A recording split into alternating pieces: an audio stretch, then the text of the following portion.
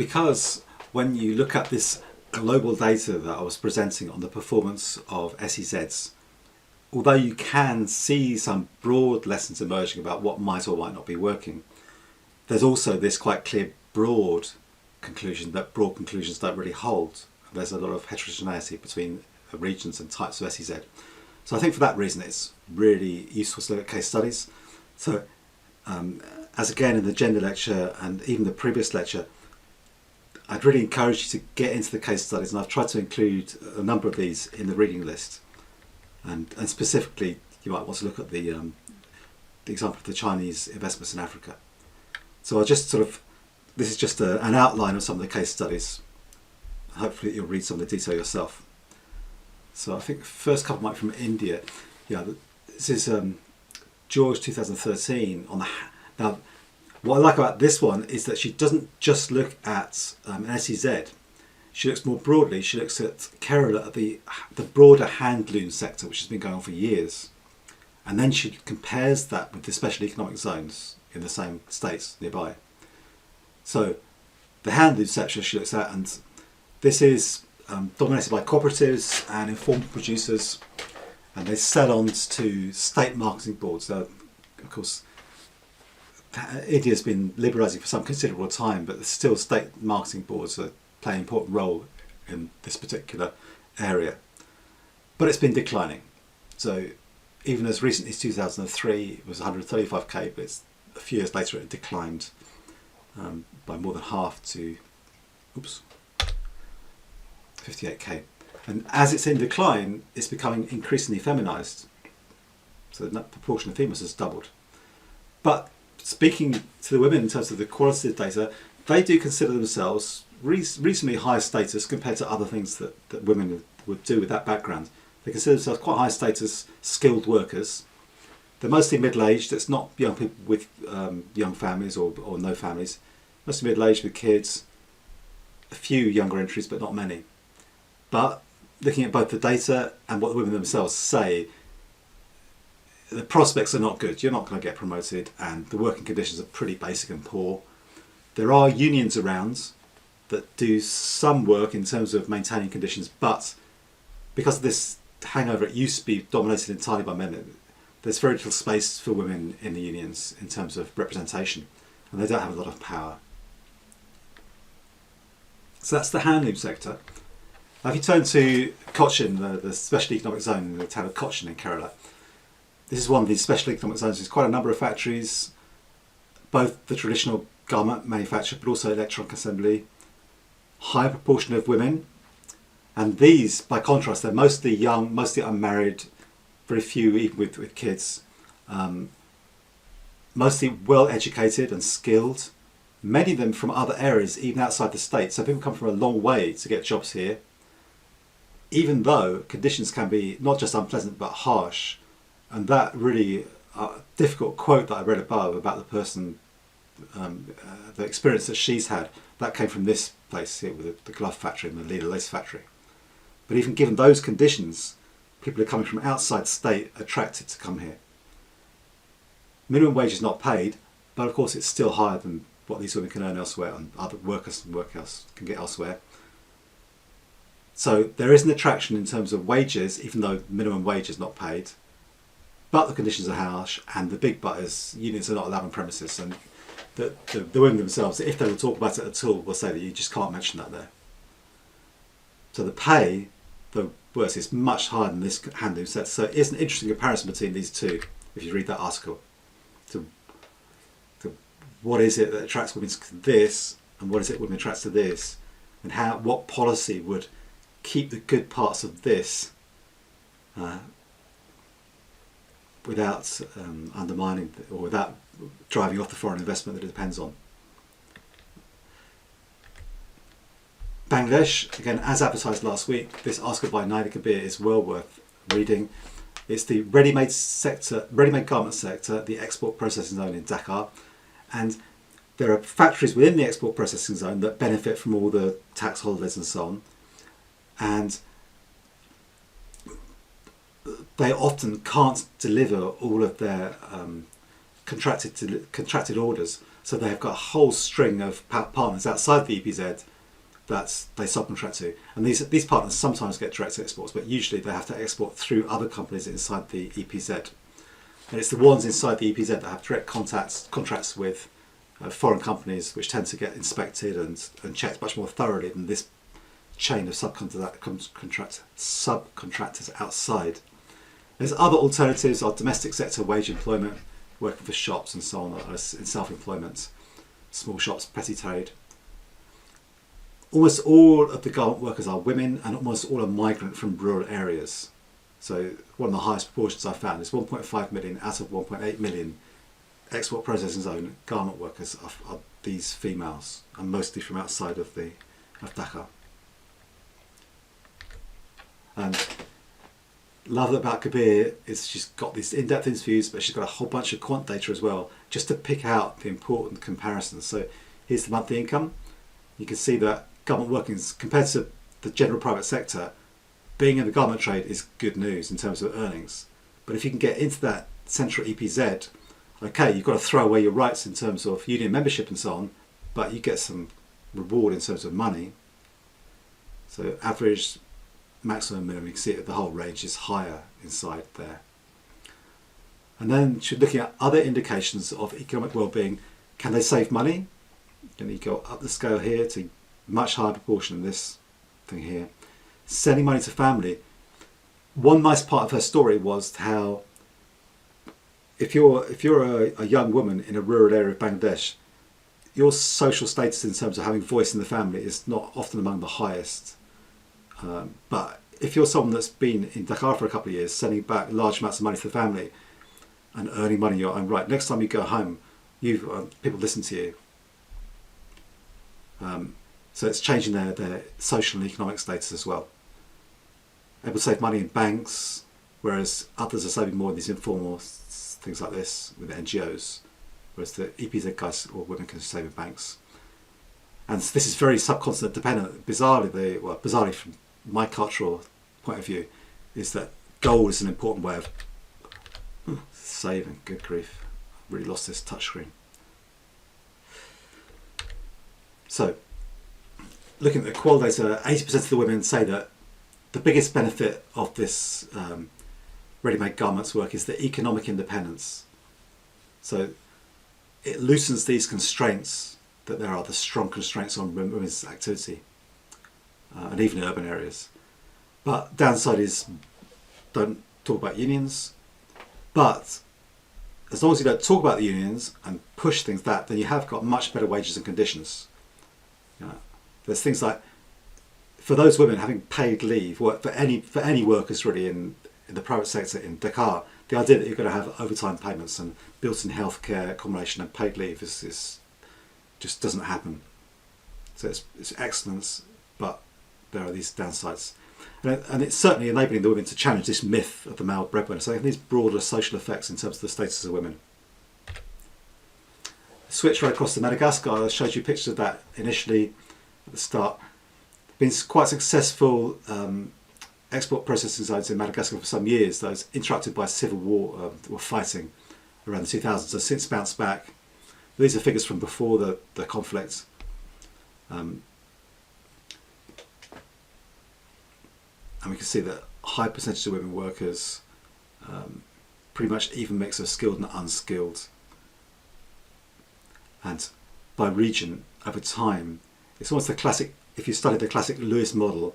So initially you had this small enclave of investment started up and all the workers came from nearby. And then gradually they started coming from the rural areas nearby and then from further afield. So in the classic Lewis model, you put some capital investment in and you draw in workers from the rural areas. And you just have to pay a little bit more than they'd be earning then. And you gradually drag more and more and invest further, build up that centre of industrialisation and draw people in from further afield. So it seems a classic example of that happening to an extent here. So life rarely follows and models that accurately. So it's 2002. Okay, so it's textile and garments. A lot of denim, and a lot of it in recent years has taken advantage of the American Growth and Opportunity Act to export garments in that direction as well as to Europe. Heavily dominated by women, But at least the initial stages, the downside was that you had to have contacts to get those jobs. So wealthier household had better access originally. It seems to be broadening more recently. Prospects of further employment growth for women is uncertain. Fewer man employers but benefits higher. Women had many more of the jobs, but the people that had the jobs and then went on to become supervisors and managers were disproportionately men. Some more data from Glick. Again, the regression results from looking at, okay, what's driving the earnings of men and women. And, okay, it seems that education, positive questions are all areas of education. Experience squared negative, so some tailing off with experience of wage growth. Recent migrant men seem to have, well, actually it's not significant. Recent migrant women have a disadvantage. These are general earnings of men and women in the Antananarivo. So public administration, that's I think the control. The base sector categories is private wage employment, the same as it is in Dakar. So compared to that, you're better off in public administration, better off in public enterprise. So, but along with those two areas of public work, if you're going to be in the private sector, be in that epz or whatever the French version of epz is for men, and even better for women. And these are compared with the base years showing the growth. I think we have. I thought we had one more lot of data about promotions. We don't. Okay. So women, high percentage of the labour force, just as likely to be married as unmarried. So it's not one of the situations where you can't marry, but it is one of the situations where both men and women are unlikely to have kids. Similar to the Chinese examples of textile orders, long hours and high turnover, short notice. But these things here, which elsewhere in the private sector in Madagascar, this would just be not even a concept. Far, far superior to informal sex conditions, as long as you agree to the restrictions. Then others, there's just so many, and I love that one. This one, Buchan Widener, is really excellent. When what the sort of research we do, we go there for a few weeks and think, wow, that's in depth. She got a job and she worked as one of these women in an assembly in Sri Lanka, and it's just amazing to read the things that she went through and the things that she saw other women go through. Really interesting in terms of the power play and negotiations, because even though their unions were sort of banned, the companies trying to set up like an alternative staff association, which, okay, partly is completely like their puppet organisation, but also does manage to have some effects. So it's a combination of like personal almost brutality and systematic brutality, but then other more cooperative features. Is really fascinating. This is the one that is another one that's horrible to read, about the Goa land conflict, when they tried to set up this zone near Goa for an export processing zone. But of course people don't, there are resistance. You say this land is now appropriated, it seems to have no value. For some people that's been their farming land for generations, it's got symbolic value and so on. And it did kick off this big protest and some person lost their life. In terms of the big broad picture stuff, these are really excellent for the sort of comparison of India, Taiwan and South Korea. Really, really interesting, looking at how the policy in these three places has varied over time, and initially Taiwan and South Korea did far better, and India shows some sign of catching up now. Of course it's got advantages of much greater scale, but compared to the governance advantages of these two, has been lagging behind. And then I've put Zen in here. Okay, there's the key reading for the seminar as well, but I've got these two are very good on the China's SEZ program in Africa. Okay, so let's just try and see what we can draw out of that in terms of conclusions. Well, as I said, it varies country to country, but it seems that location is really important, both which country you're in terms of geography, the political economy of the country, and the location in terms of trade and links with others, but also within the country itself. It can be helpful to be in an area that's lagging slightly behind, because then you have cheaper labour supplies and less competition from other similar enterprises, and less rent seeking possibly. But also if you're too remote and too isolated, then that's disaster. Infrastructure, just critical, and not electricity 23.5 hours a day. That's not what it takes. Labour with appropriate skills, very important. Consistently apply competitive incentives can work as long as they're competitive and consistent. So you don't have to get into personal relationships with a lot of people to get these things and get them applied to you. But these things are only help at the margin. If the above fundamentals are missing, then tax holidays, it doesn't help at all. It can be a useful extra, but it doesn't compensate for the big things going wrong above. And tax holidays particularly have not been found to be effective. Which in a sense is good news for people that campaign for tax justice. So it says that, okay, fine, have these things, generate the growth, but tax them, put that into public services. That won't chase them away or prevent it from working. And good macroeconomic management, because it seems the success of all these things is highly correlated with broader economic conditions and success. So if your macro management is good, your stable controls on tariffs, trade, capital controls, and just stable things like inflation, that is associated with good outcomes for all the SEZs. In terms of political economy, this is where you need to read the Agrawal and some of the stuff about the Chinese ones. What are the alignments of national political forces and economic structure that lead to pressures that give you a good economic policy, as opposed to just a sort of attempt at rent seeking? You want to avoid this resource medication, because some of the resources that are in play here are very large, and the temptation is just to put it into your favourite place where your supporters are, where you can then extract rents from it. So good infrastructure can attract businesses, but then who decides where the new roads, bridges and buildings are going to go? Because that involves a lot of capital, a lot of other benefit. Everybody wants a new road. It's one of the hottest topics there is in any developing country is when's the road coming? And if it's not coming to the area your supporters are and it's going to some other place where this fancy SEZ is being put up, then your support will be threatened. So you need to solve these two political economy requirements. Knowledge problem, which is where the market is said to have an advantage of knowing what exactly the market needs and knowing what's needed in terms of satisfying that need. So you need to know all these things, which we say is a problem for public sector policymakers, but also the incentive problem, because public policy people that design and implement that are not just it's not just a black box that processes the information. So if you give them sufficient information, they process that. Those individuals within this policy design and implementation, they've all got their own agendas, they've all got their own families, their interest groups and plans. Those have got to be aligned with implementing the policy correctly in order for it to work.